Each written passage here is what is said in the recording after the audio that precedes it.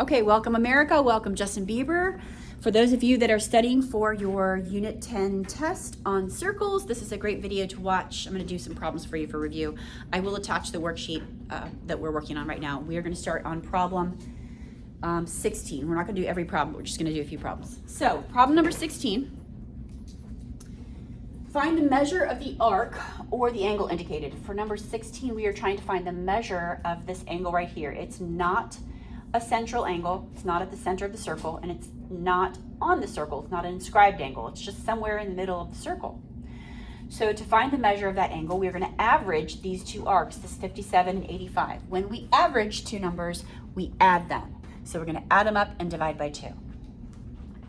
So 57 plus 85 divided by 2. What do you guys get?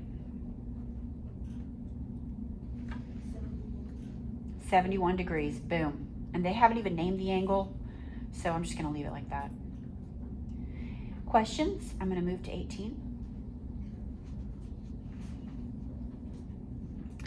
Find the measure of the arc or the angle indicated. Assume that the lines which appear tangent are tangent. All right, so number 18, we have one tangent line. Notice how it just touches the circle right there.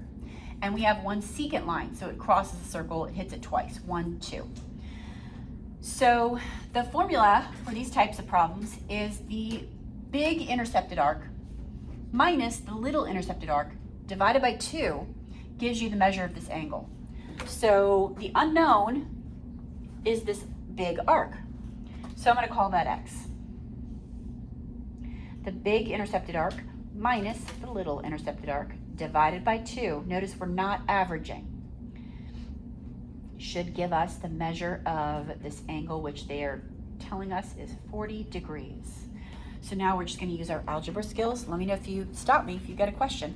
Now we're going to use our algebra skills to solve for this unknown. So I'm going to multiply both sides by 2.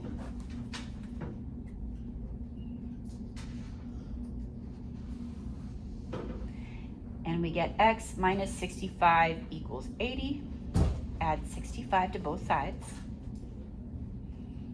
And what do we get? 125?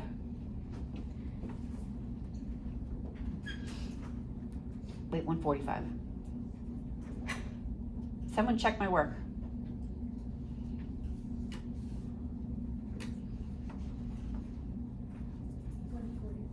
$145 it is. Any questions on number 18? Okay. Moving on to 22.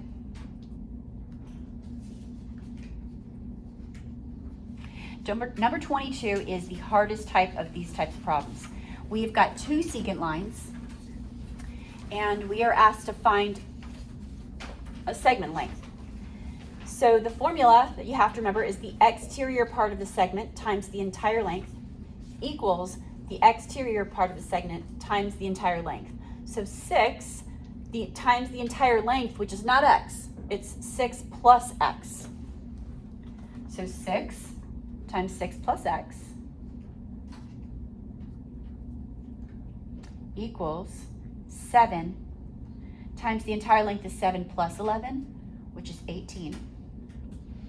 So 36 plus 6x equals, what is that? Sometimes 8 is 56, so is that,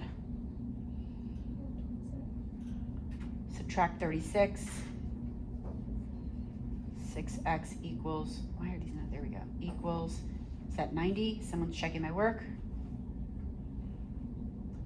6 goes into 9 once with 3 left over. 6 goes into 30 5 times. I'm getting x is 15. Somebody else? Yeah. Did you get 15? Okay, excellent. Questions on 22. This type of problem is usually on the SOLs. It's worth a lot of points. Every problem on the SOL is not worth the same amount of points. The ones that are more difficult, have a higher difficulty, are worth more. So you only have to get a few of the more difficult problems right in order to pass. But if you just get the easy ones right, you have to get a lot more correct to pass. This type of problem has a high difficulty level. Number 22. Number 27. Use the information provided to write the equation of each circle. All right, I'm going to show you how to Google this geometry formula sheet. So go to Google and type in geometry SOL formula sheet. Comes right up.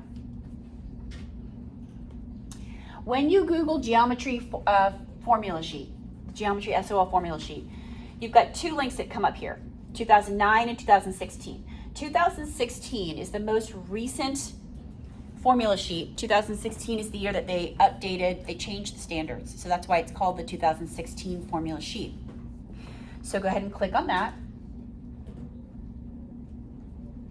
And you'll see most of these formulas we haven't used yet because most of them are from surface area and volume, and those are from units 11 and 12, which is the next unit. And there is a circle on the front of this page. However, underneath that circle, you'll see is circumference and area, which we haven't done yet for circles. That's coming up. That's you. Go to the back. On the back, there's Pythagorean theorem, which is really the only thing we've done on this formula sheet so far this year. We've done this trig. But we also have this equation of a circle. In order to write the equation of a circle, all you need is the center, which is at HK, and the radius. This equation says x minus h squared plus y minus k, that's the quantity squared, equals the radius squared. So you can pull this formula sheet up for any test, any quiz. They're going to give it to you during the SOL. Where am I going? Here we go.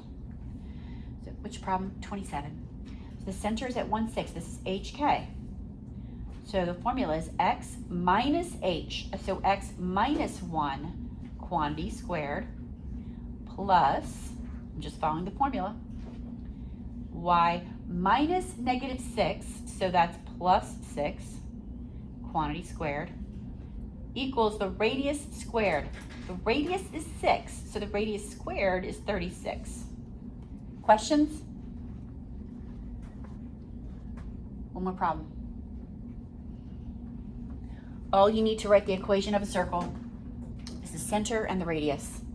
This curriculum used to be in the Algebra 2 curriculum, and they moved it to geometry. You will see it again in Algebra 2. You will also see it in pre-calculus. So that's one of the things you're learning this year that you'll see the next couple of years. A lot of the stuff we're learning this year you won't see until multivariable calculus. Good times. Okay, which is like third year of calculus. Except for the trig that we did. You'll use that in pre-calculus. One more problem. Number 30. So let's identify what is h and what is k. The formula is x minus h. X minus negative 4. So h is actually negative 4. And really, I like to think about it as what number can I put in for x to make this parenthesis 0? Negative 4. Negative 4 plus 4 is 0. So h is negative 4. So the center is at negative 4, comma 3. And the radius is, that 9 is the radius squared. So if the radius squared is 9, what's the radius? 3. Good. So the answer has to be B, because this one is the only one that has a center at negative 4, 3, and has a radius of 3, and you can count right, left, up, or down to get that radius. Any questions? All right. Good times. Great day. All right.